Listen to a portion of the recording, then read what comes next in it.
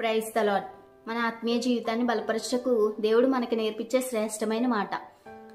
బైబిల్లో చూసినట్లయితే 2వ తిమోతికి రాసిన పత్రిక 3వ అధ్యాయము 5వ వచనంలో ఈ విధంగా ఉంటది. ఏమనంటే, పైకి భక్తి గల వారి వలె ఉండియు దాని శక్తిని ఆశ్రయించని వారునై ఉందురు, ఇట్టి వారికి విముఖుడవై యుండుము. ఈ మాట అపోస్తులుడైన పౌలు గారు తిమోతికి ఉత్తరం రాస్తూ ఈ విధంగా తెలియజేస్తున్నారు. ఓ తిమోతి, నువ్వు ఈ లోకంలో చాలామంది పైకేమో భక్తిలా ఉంటారు, దాన్ని శక్తిని ఆశ్రయించని వారై ఉంటారంట.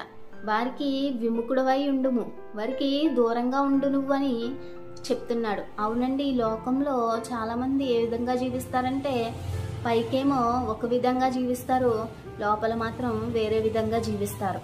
పైకేమో ప్రేమ కలిగి మాట్లాడతారు, లోపల మాత్రం కఠిన స్వభావం కలిగి ఉంటారు. పైకేమో మృదువైన మాటలు మాట్లాడుతూ ఉంటారు, లోపల మాత్రం క్రూర స్వభావం కలిగి జీవిస్తూ ఉంటారు. పైకేమో ఒక విధమైన వేషంతో కలిగి ఉంటారు, లోపల మాత్రం వేరొక వేషం వేసుకుని ఉంటారు.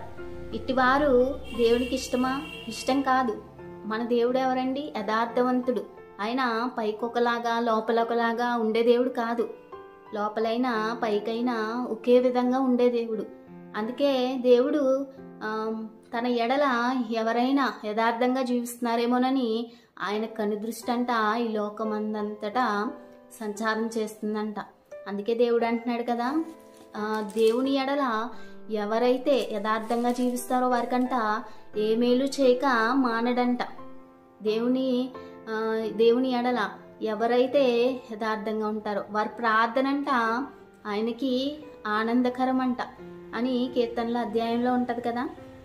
అలాగే మనము ఈరోజు నువ్వు పైకొక విధంగా లోపలికి విధంగా భక్తి చేసేవారిగా కాకుండా పైకైనా లోపలైనా యథార్థ హృదయంతో యథార్థంగా జీవించడానికి ప్రయత్నించు.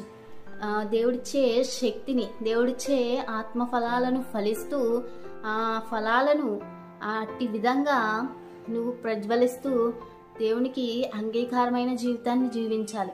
దేవుని ఎదుట యథార్థంగా జీవించాలి. అప్పుడు దేవుడు మనల్ని ఎంతగానో ప్రేమించి మనము ఆయన దృష్టిలో ఆయనకి ఇష్టలుగా మనము మారుతాం. కాబట్టి అట్టి కృప దేవుడు మనందరికీ కూడా అనుగ్రహించునుగాక. ఆమేన్.